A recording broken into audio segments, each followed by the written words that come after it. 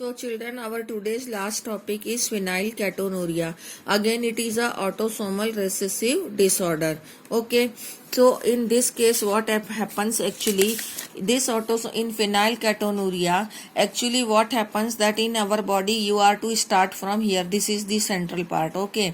That in our body, that there is a amino acid that is phenylalanine. And for converting this phenylalanine into tyrosine, there is an enzyme phenylalanine hydroxylase. This happens when there is a normal condition or when there is a gene for coding the enzyme is normally present. Okay.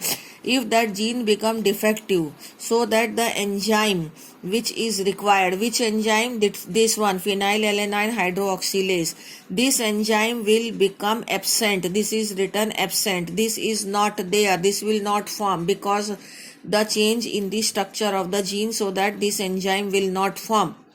Once the enzyme which converts phenylalanine into tyrosine is not present, then this phenylalanine will start accumulating in the body in the form of phenylalanine will get accumulating in the form of phenylpyruvic acid.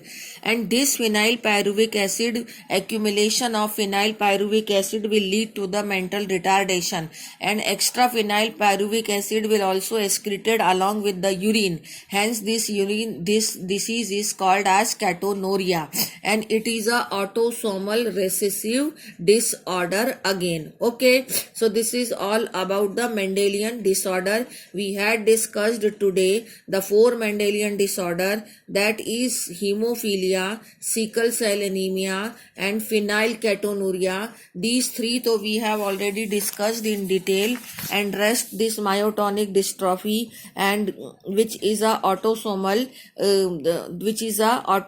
dominant trait, which is shown here, and this is autosomal recessive trait, that is sickle cell anemia. Okay, so this is all about the today's topic. Thank you.